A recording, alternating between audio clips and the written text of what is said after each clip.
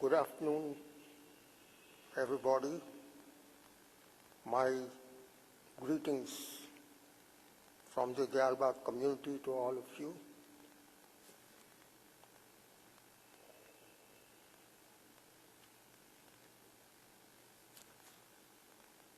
At Prem Sutram Vyakhyāsyāma Satchidananda Sarupam Chaitanyam. This is an aphorism of love quoted by the third revered leader of Radha-Swami faith, Param Guru Maharaj Sahib. Param Satchit Premananda Prakash Shabd Anhad Nath Sarupam Radha-Swami Dhanyatmak Shabd Dhun Adi Anadi Chaitanyam Radha-Swami Sarv Karnam Atvikhyatam Mool Param Tattvam Bhaje. The English translation is given underneath, and you'll be able to see its meaning. I believe that this is a codification of the ultimate phenomenology of consciousness in the spiritual sense.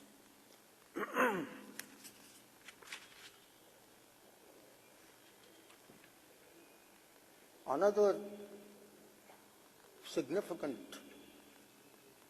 event that I wish to draw your attention to in connection with the subject matter of my talk is founding of the Radha-Swami faith on the Basant Panchami day in January 1861, a little more than 152 years ago.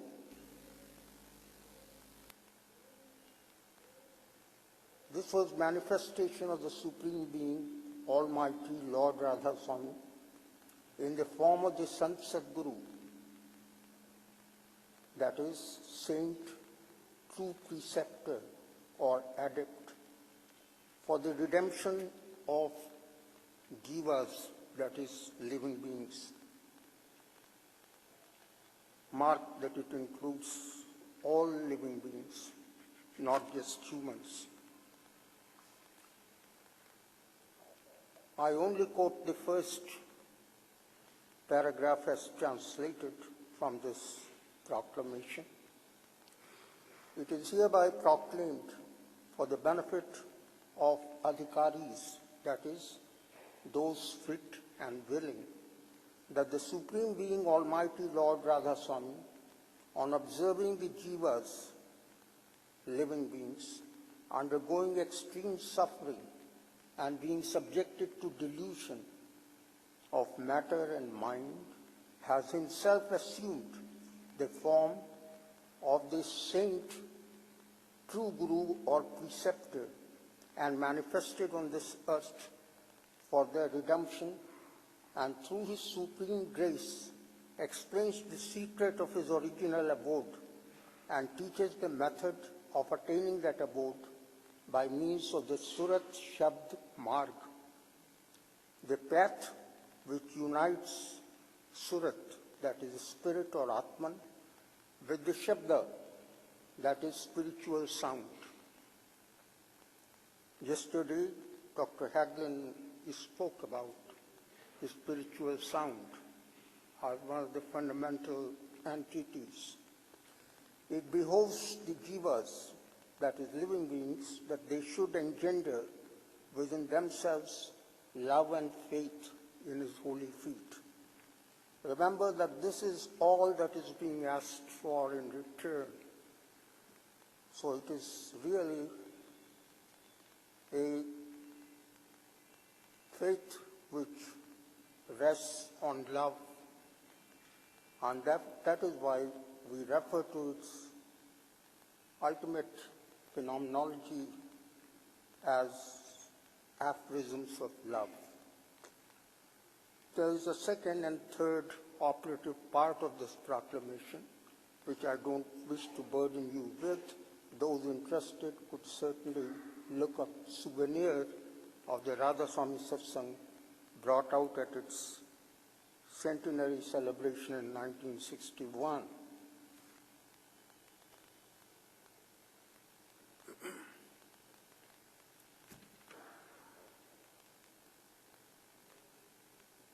Personally, my first public discourse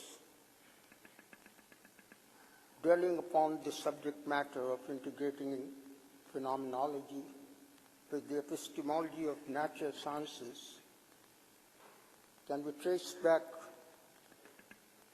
to the paper quoted here on reality and truth vis-a-vis wisdom via apara vidya, that is natural sciences, and para vidya, that is phenomenology, experiential science.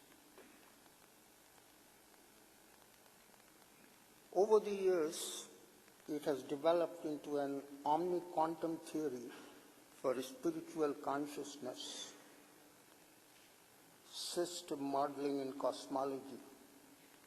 And the reference is given here. It's also part of the SPIRCon proceedings, which is due for release later this afternoon. Since Professor Barrell has already presented his monumental work along with Dr. Price on the subject matter of integrating inner experience with neuroscience or scientific methodology, and you have heard it from horse's mouth, I would only like to say that we have been greatly influenced by their approach on inner experience and neuroscience, which I happened to see recently in November 2012, when I said earlier this month, that's when I wrote this. That is November 2012.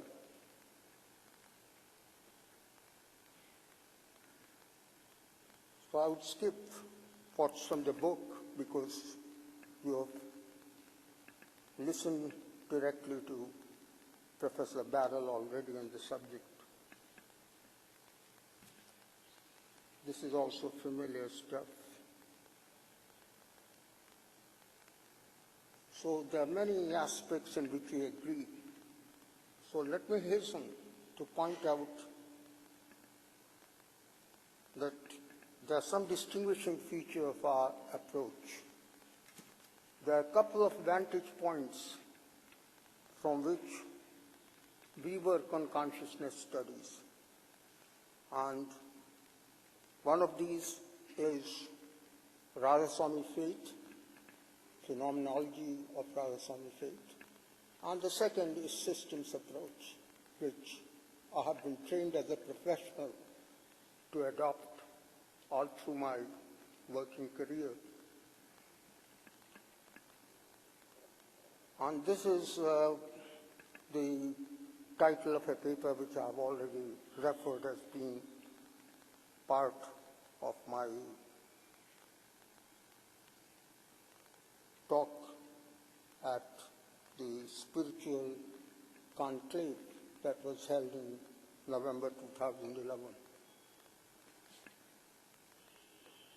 2010 or 2011? This is also from Price and Barrell, so this is one of the examples of the power law holding true in a number of situations. They have a couple of very interesting examples, and I refer to second pain and associative thinking as particularly interesting aspects dealt with by them. All this is part of the book. However, there's a quote from Dalai Lama which we could interestingly recall. Certainly physics designed the bombs, biology the germ warfare, chemistry the nerve gas, and so on.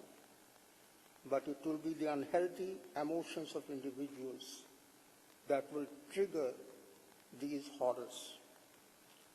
These emotions can only be controlled, reshaped, and rechanneled by technologies developed from successful inner science. So it is important to integrate inner experience with scientific investigations and develop what one might call inner science or experiential science or phenomenological science.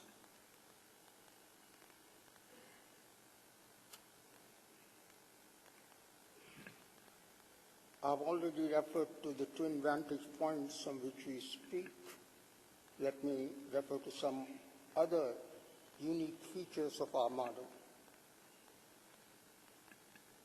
I believe that Professor Rocco J. Gennaro is also here in the audience. And last year, he published a book on the consciousness paradox, wherein he dealt with his hot brain thesis, hot standing for higher order thoughts. He maintains that what makes a mental state conscious is that a suitable higher order thought is directed at that mental state.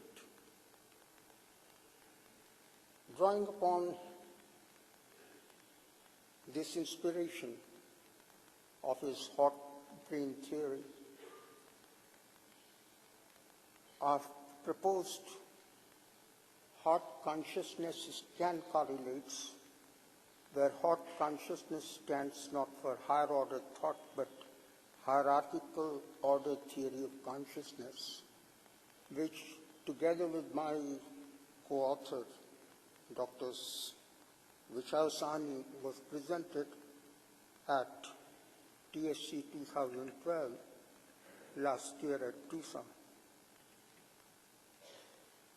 by my colleague, as I have stayed back here and participated in the conference in its Eastern philosophy panel discussions. And the scan correlates stand for spiritual, cognitive, and neural environmental correlates. In response to one of the questions posed to Dr. Barrell at the end of his talk, I would only like to mention that determinism or classicality and other issues are related with model building.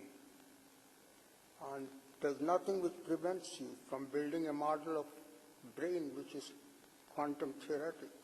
So also a model of mind which is quantum theoretic. And then if you take the correlates, it would be unjustified to call them as a reductionist in approach. So it's a question of how we look at the model, which simulates the reality. Nobody knows for sure whether brain is a quantum mechanics gadget or whatever, but it can certainly be modeled to our advantage through a quantum theoretic model. And once you do that, one could not accuse the modelers at least of reductionism. So it's a matter of approach. And for the moment, we could take this as the view that instead of trying to settle the score whether the Penrose-Hamroff approach or whether von Neumann-Stapp approach or some other approach is the right one to handle the paradox, consciousness paradox, which Professor Gennaro refers to. But each has its own way of generating a solution for it.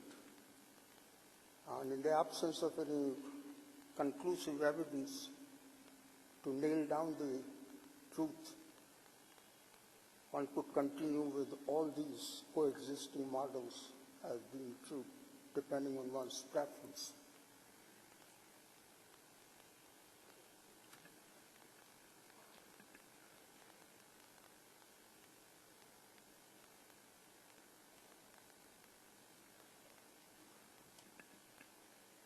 This is the model that we have, and I've put it up a number of times earlier too, but it becomes important to emphasize that you need to know where you are headed for. Your goals have to be clear. Just building hypotheses in dark, as Price and Barrel recommend, with due respect to them, I must say, is groping in the dark. And if you are clear about the phenomenology, why should you grope in the dark? You could build a model for yourself, and keeping that model in mind, you could frame hypotheses and test them. Test them certainly. If your model fails on the acid test of hypothesis, then you have to reshape the model. But so long as it stands to acid test of hypotheses, it survives. So that's the approach you take. And this gives us much more speed in preparing hypotheses. So we need to know what our conception of reality is like based on the phenomenology. So spiritual phenomenology is the center stage in our scheme of things. And according to this, on the left side, I have the macrocosmic model of the universe.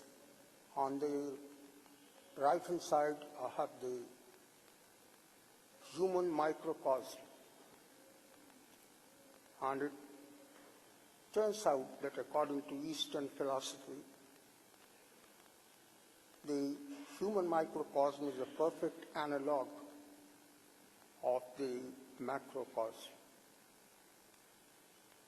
And that's why also it is justified to turn inward as a human being and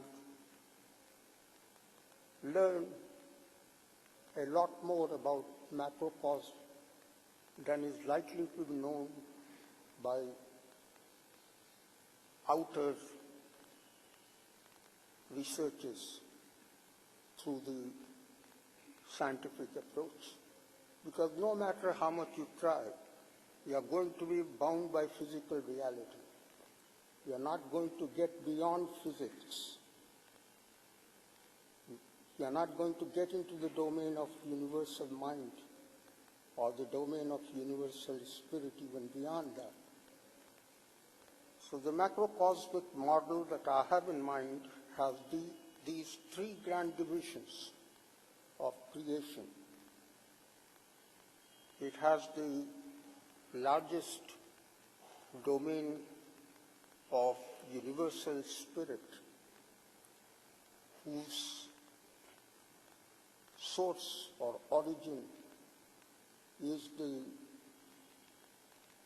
Lord God of all universe, which is one entity. We know this entity by the name of Radhason. There may be other beliefs.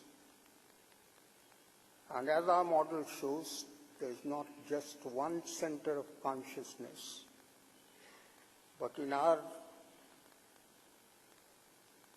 model building, we have imagined that there are 21 such centers of consciousness, stages of consciousness, through which one can progress, 7 each belonging to the 3 large divisions of the macrocosm. namely the region of universal spirit, region of universal mind, and region of universal matter or physical universe. Scientists are by and large confined to the physical universe. Psychologists and others get into the domain of region of universal mind also. But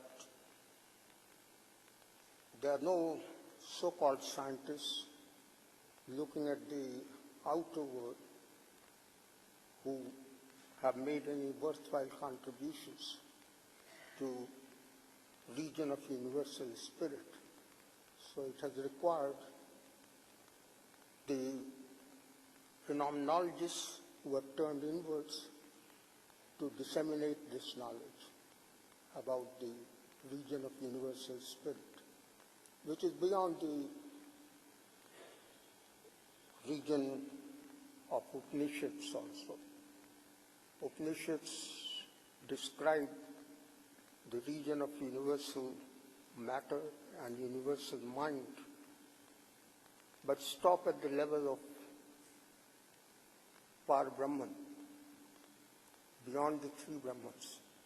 They do suggest that there is existence or creation beyond this, but they don't describe it. So it is this region with the so-called religion of saints addresses. And it is the region of pure spiritual phenomena. It is not subjected to any change. It is eternal. There is no question of birth and rebirth or cycle of birth and death, which at least the Eastern philosophy holds, plagues both the other regions. The region of universal mind suffers from it much more than the region of universal matter suffers much more from this change than the region of universal mind. But universal mind also in the so-called Mahapralaya, greater dissolution, would be destroyed and new universal mind regions will come up. So there's a whole philosophy behind it. There are believed to be 84 subtle attention currents which are responsible for this cycle of birth and death in the two lower regions of universal mind and universal matter. And these are made up of the three gunas of qualities and 5 tattvas or elements. The combinations lead to these 84 subtle currents, and that gives rise to the cycle of birth and death, cycle of change. But since the region of pure spirits, devoid of mind and body, is not subject to any such changes. It is eternal, and that is the largest region and houses the largest number of entities.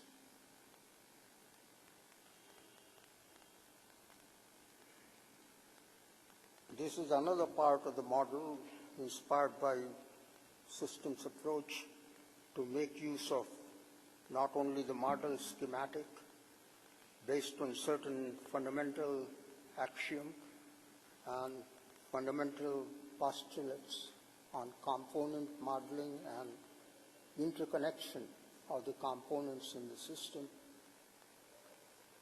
but this gives rise to the method of solving these various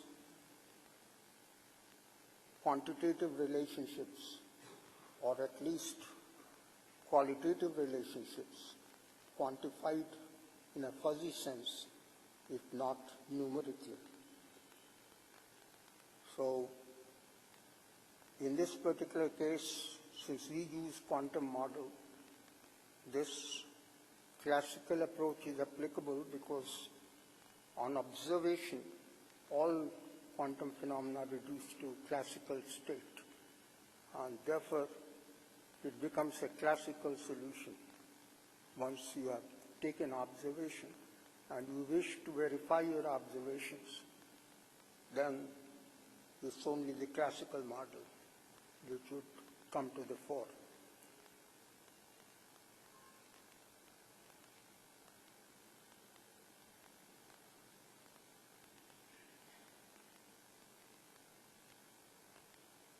Aphorism to the tune that yatha sachkhande tatha brahmande, yatha brahmande tatha pinde, and yatha samashti srishti tatha vishishti srishti. That is, it all says that as in pure spiritual region, so also in region of universal mind. As in universal region of universal mind, so also in the region of universal matter. And as in macrocosm, so also in human microcosm. So that's what the scriptures say. And these are all reflections of what takes place in the region of pure spiritual activity.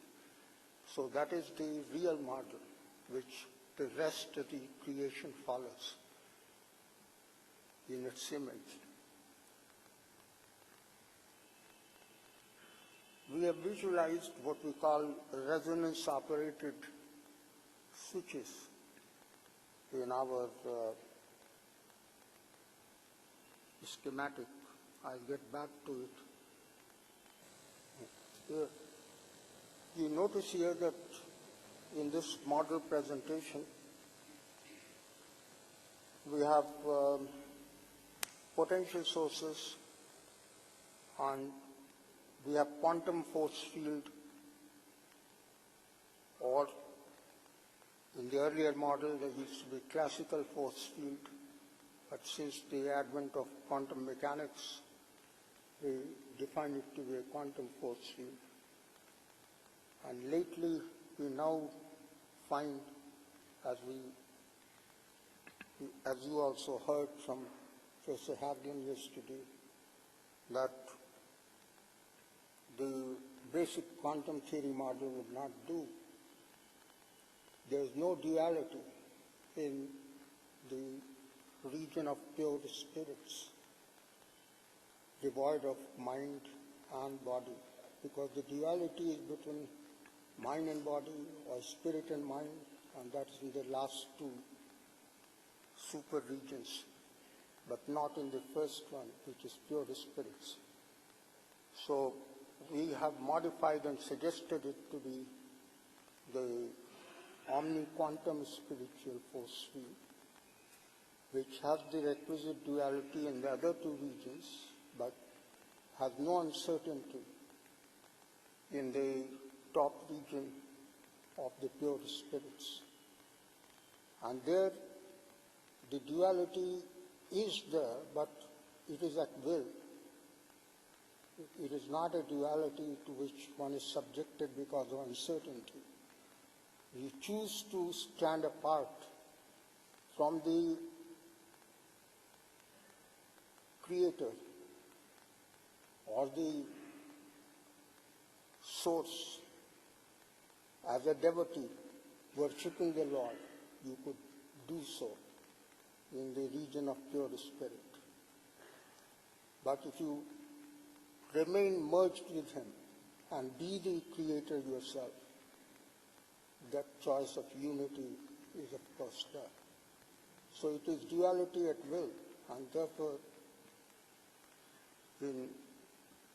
because of want of any terminology, I have referred to it as omni-quantum spiritual force field, saying that God does not play dice.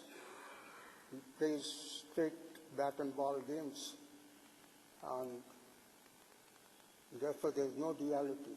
There is complete certainty in what he does. But anyway, to carry conviction with the scientists, the approach suggested by Price and Barrett is fine indeed.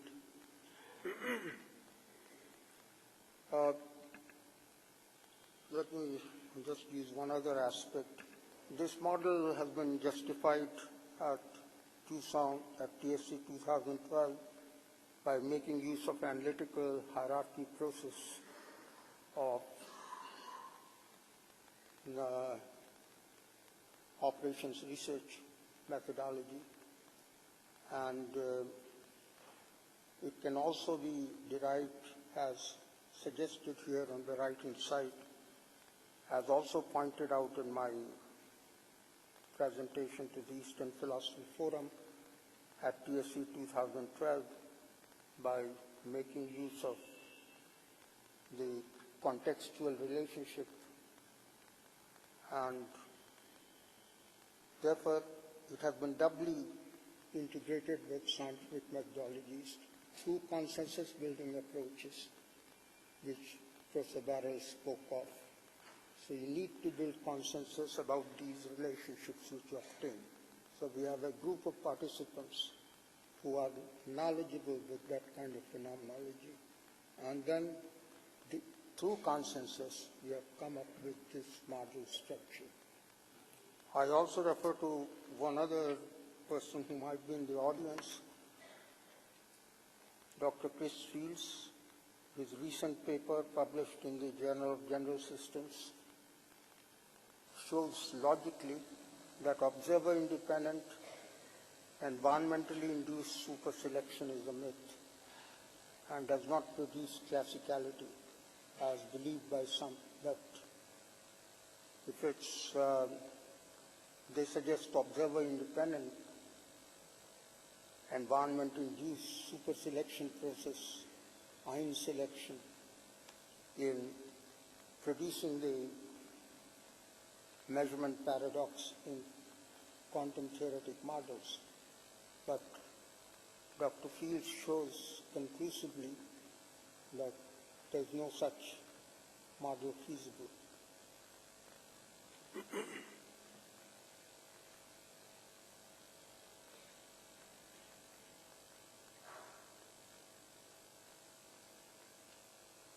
So there are several groups working in psychophysical dynamics, as mentioned by Professor Barrett. But I think ours is among the few who work on spiritual psychophysical dynamics. That is, we believe that the observer is the spirit, not the mind. And the observed system is the one which contains both the material world as well as the psychological world or cognitive world. So both mind and body are modeled through quantum mechanics or quantum field theory. And then we consider the agreement with the spiritual phenomenology. So that is why we consider this as spiritual psychophysical dynamics. The observer is the spirit only, and he is separated from the observed system, which is the rest of the universe. So it's observer's phenomenology which matters. So he gives his inner experience, and that is to be interpreted and tested through hypothesis building in the light of the model which you have in mind, which I believe ought to be there, because otherwise you are not getting anywhere. So much against what science would seem to dictate by way of keeping things open. I think even science and the Western society insist on having goals. So your goals must be well defined. Otherwise, how ever would you reach your goals if you don't know where you want to get at? So you must know where you're going and how you will get there. And this is what distinguishes precisely the Radhaswami faith. The proclamation that I brought to your notice right from day one suggested what are these various consciousness centers and how can you get to each one of them, and even the highest one. Precisely, it gives you the methodology and calls it a Surat Shabd Yog, the path of uniting the spirit with the sound current. So ultimately, we recognize not the 36 attention currents, but just the two pure spiritual currents. Those are also merging into one, but the one which is going outward or downward, whichever way you wish to refer to it, is known as the spirit current. And on its return path, it's known as sound current, which is attracted towards its source, back to its source. So that is how the circuit is completed. So these are the only two currents, but in fact they are one and the same current integrated together. At the beginning of creation, they started as two currents, one outward flowing, and then before it returned, it was a separate current.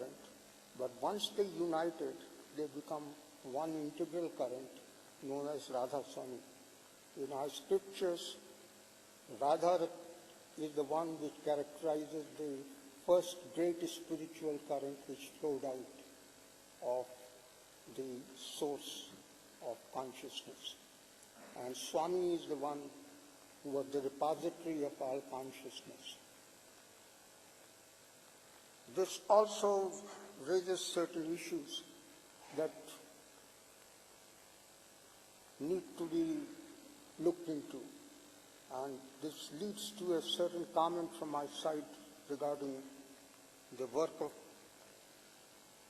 Professors Price and Barrell, which is great, but still the emphasis on now and the present is far too much. I believe that there is a cumulative consciousness. Consciousness is not just the present entity. Consciousness is a cumulative subject, and you bear the tag of that cumulative consciousness in you. It's not all the time that you are in communion with that highest consciousness, but that is the one which you have achieved, and that is the one which characterizes your frequency, or characteristic frequency, or natural frequency, if I may say so. The resonant, dominant resonant frequency which you generate as a spirit source is the cumulative effect of consciousness. In fact, if our supposition is correct that initially all these spirits were with the Lord God Almighty, then the spirit shorn of its mind and body is one and the same as Lord's spirit, and therefore it has the highest consciousness of the Supreme Being. But it's because of being alloyed with the covers of mind and body that it's not able to exhibit the dominance of resonance at that original frequency.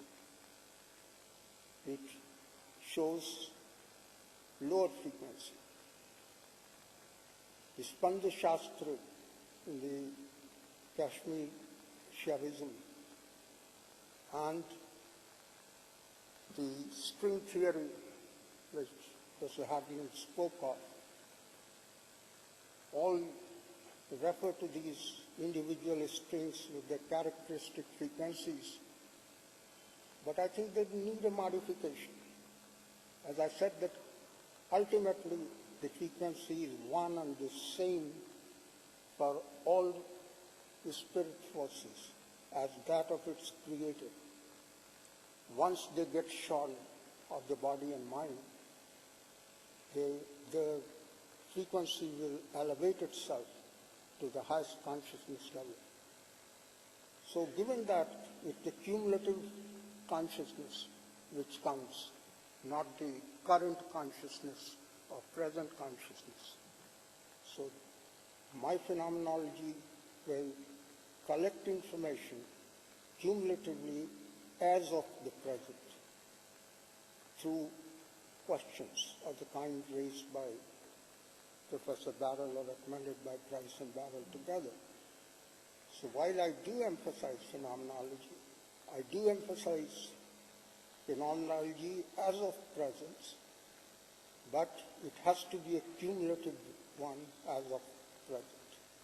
Perhaps in Western world you don't believe in rebirth and things like this, so that's one reason why present is all that matters.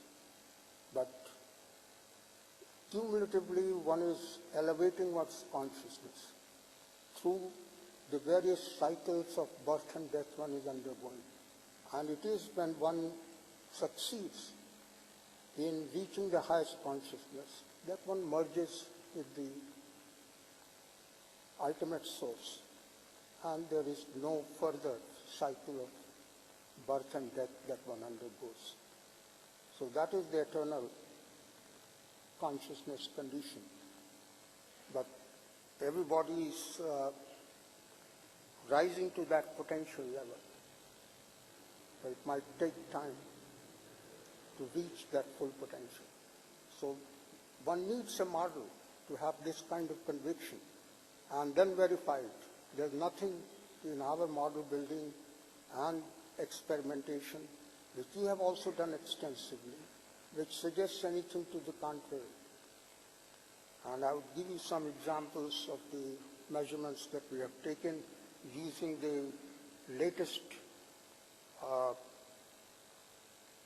equipment for sensitive measurements of magnetic field. And this is magnetoencephalogram that we propose rather than EEG, because here it tends to be something which does not disturb the meditationist. The helmet doesn't have to sit on the head of the subject. Helmet for taking neural signature in MEG could be a little away from the head, close to the head. Many sensors would pick up the signals. So this is the reason why I have just neuro correlates, but neuro-environmental correlates. If you pick up the magnetic field or electromagnetic field or electric field in the brain or its environment, nearby environment, there would not be much difference. You would get the same results. This we have verified through a number of experimentations. However, we believe that the techniques ought to be non-invasive type, non-intrusive type, and they should not disturb the meditationist in the least, so that he reaches his true potential. This is not done. The reason is that as you rightly point out, Price and Barrell, that the subject on which these tests are conducted are different from the investigators themselves. So you make them co-investigators, which is the right approach. You consult them, you take the phenomenology from them, and then, of course, you use methods which are acceptable in science to test the various hypotheses which you build through consensus. And if proved right, then you have evidence for further hypothesis testing and model building. But I pointed out a few points where we differ in our approach. And as of now, we have not found anything to discard our approach in favor of some other. So while we continue to imbibe the richness of thoughts and work that we see in the years, we hold our ground so long that it's not disproved. So long as our model does not fall, then it fails, then we'll modify it. So that's the gist of what I want to say. I'll show you some of the recent experiments that we have taken.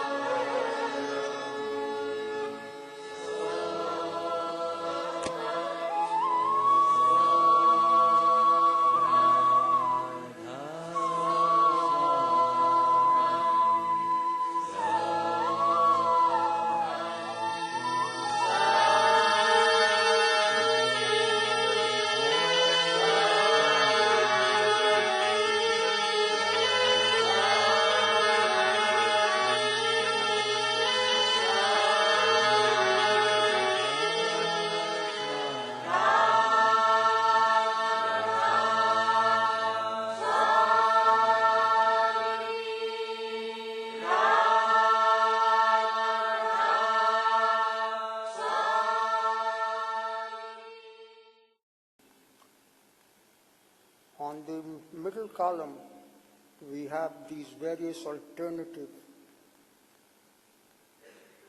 centers of consciousness to be attained or achieved as higher and higher stages of consciousness. In fact, the highest stage is at the bottom, so it is directed from top downwards the way it is listed. We are not referring to consciousness of the material region.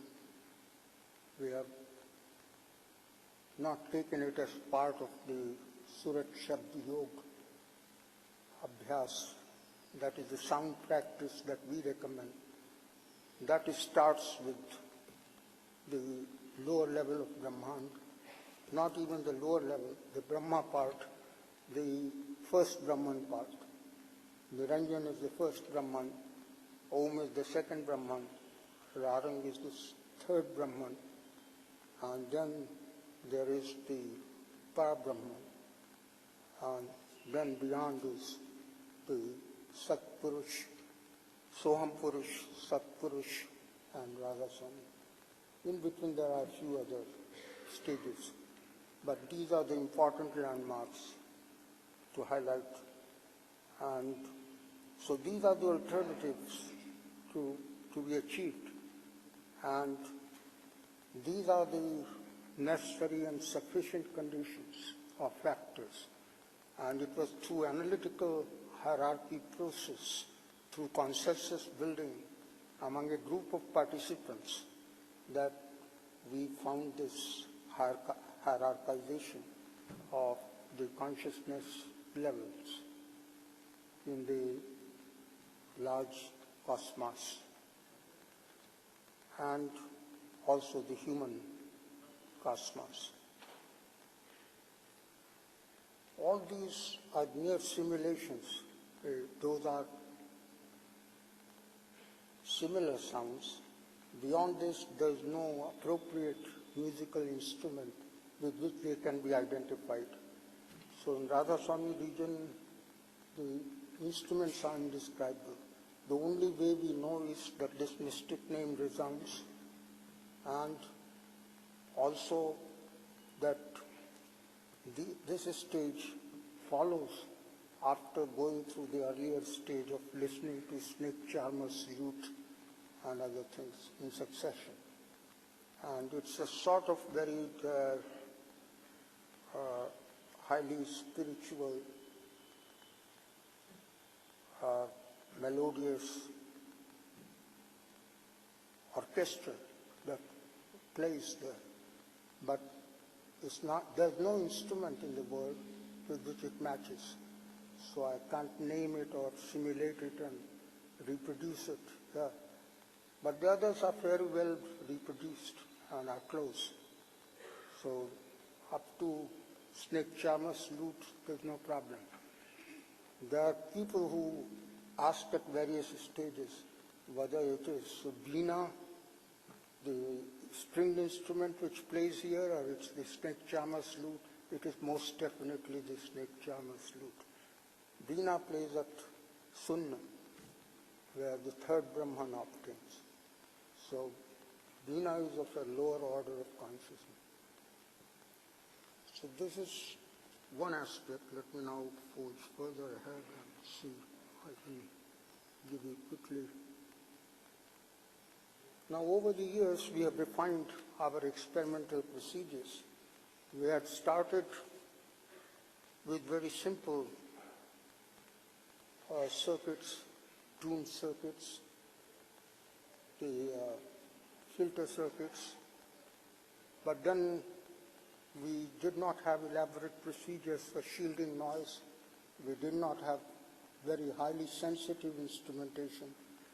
So we moved further, and we now make use of SQUID, that is superconducting quantum interference device, which is a highly sensitive magnetometer, and we use the adequately shielded enclosures so that the noise, magnetic noise in particular, does not disturb the proceedings inside. We went to Indira Gandhi's Center for Atomic Research at Kalpakkam, since at that time we did not have our own facility of SQUID in a properly shielded chamber, and we conducted these experiments there on individual meditationists as well as group meditation sessions in their chambers which were adequately shielded. And some of these results and our earlier results with group devices had all shown that some of the frequencies of interest were 4.5 hertz, 76 hertz, 108 hertz, and 126 hertz. These repeatedly had shown up, frequencies at which resonance took place. So now we have our own facilities of magnetoencephalography, and we should be able to speed up our experiments considerably.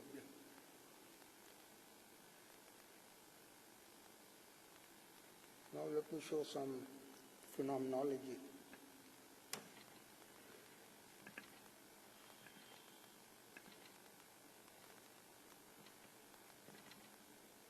This is the 40 channel or so helmet which IG car Kalpakkam had, and these channels which are highlighted in yellow pick up the parietal lobe signals primarily, and those were of interest, and those do match what we got from those signal streams.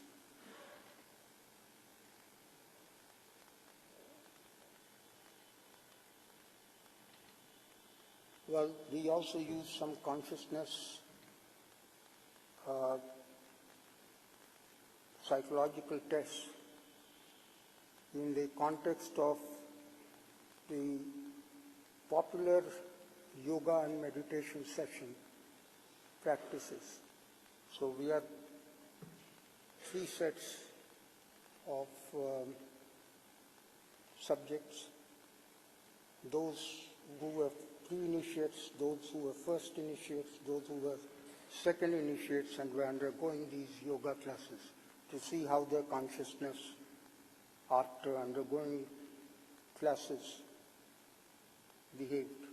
So we have these results and various colleagues have presented this at concurrent sessions, so I'm not taking time to present these. Dr. Sona Vijay Khurana has presented. There are others, and then MBTI tests had also been presented here. I'd only make a point here that the authors of this test seem to be worried that the intuition level was going down after going through the classes on meditation and yoga. But this was counterintuitive. But unfortunately, they didn't see that while this is not a significant result at 5% level of confidence or 1% level of confidence, it's at a lower level of confidence that it could be going down. So one need not get too much worried. One needs to repeat such tests and see what's really the reason. So they were worried that it's fine that extroversion reduces, introversion increases, but why is intuition tending to decrease? But intuition is tending to decrease as a result which is supported at a much lower level of confidence than the usual 5% level which is taken as acceptable. So that's not so. So these are all taken from the work of these people. We have also done work on exceptional experiences and near-death experiences questionnaire, etc., but not very extensive ones. But this is what we are ourselves interested in. And since our focus is cumulative consciousness as of now, so we ask these kinds of questions which are mentioned here. So it's not just the present experience, but also the past experience.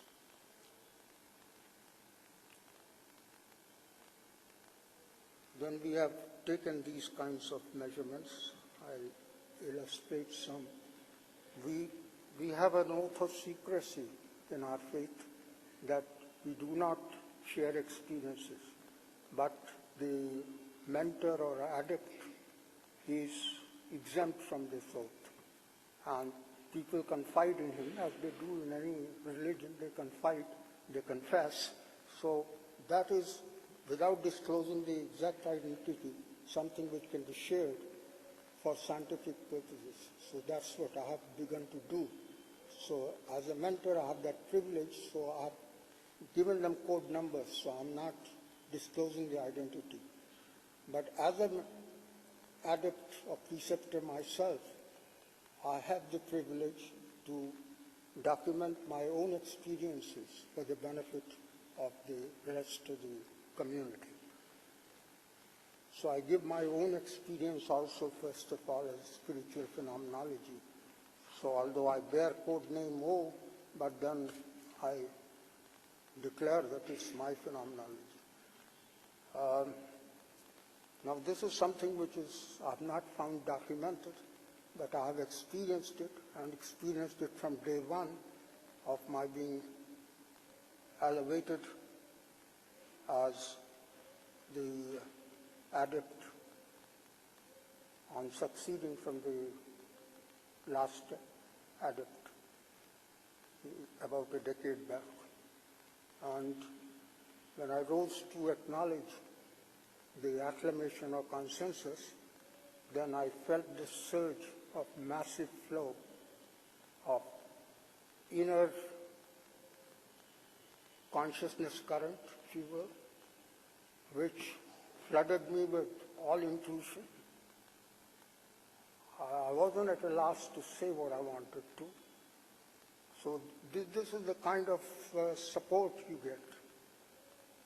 So that's what is meant by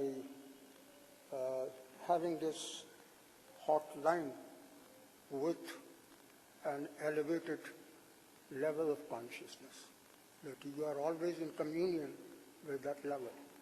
And when you need support, you get consciousness of that level immediately to answer your own questions. So before that, I might have no clue to what's being asked of me. But when the question is posed, I should be able to answer from the knowledge or consciousness available with the level from which my presiding deity comes. So that's the belief. So that experience I had, and this is commonplace. The first initiates do get the refulgent picture of their mentor or adept when they perform meditation.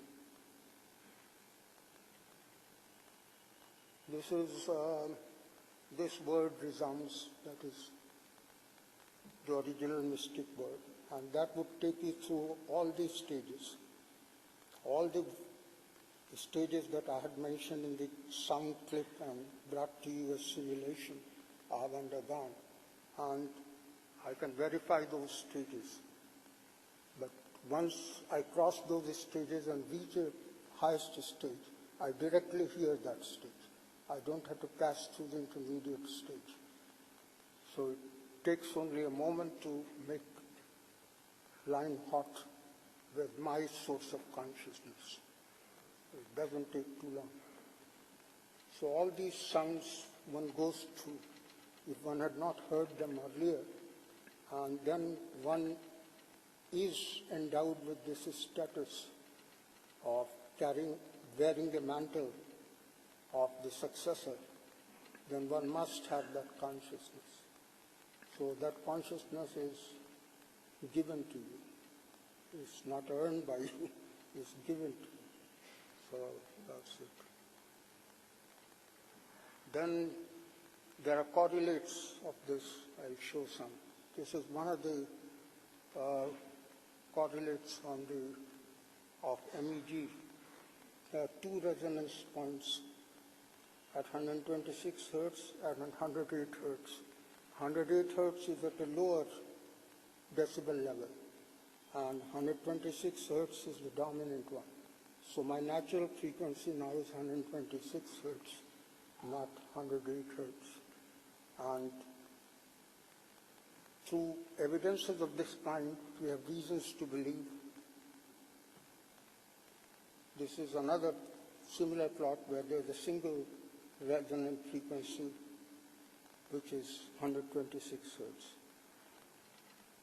This shows both again, but 126 is higher than 108. And then there are others whose data we are taking. These are the phases of group activity. And here also it works. And as a group also we can measure the consciousness of the entire meditation group. This also is somewhat unique exercise to our group. Group meditation sessions are not so common and not monitored through EEG or MEG exercises, but we have begun to do it. So let me leave it at that. There are others, codename V. There are two frequencies. What it means is that this is the dominant one which has been attained. This is the one which the person is striving to reach, hasn't quite made it, but it appears. But it's not the dominant resonant frequency yet. So the dominant resonant frequency is 76 hertz, a high level of attainment, but there's further consciousness level which is possible. These are tentative hypotheses. These need to be tested thoroughly and then asserted. So this is the record of some other phenomenology excerpt. This is somebody having the resonant frequency at 4.5 hertz, which is the first one where you hear bell and conch sound. So we are able to make such correlations and so on. So I'll stop here. But this is the kind of research that we are supporting. This is the spiritual phenomenology, which we record, and its neural correlate in the form of MEG data. And then we try to make sense out of it through the integration techniques that we support. Okay, thank you very much.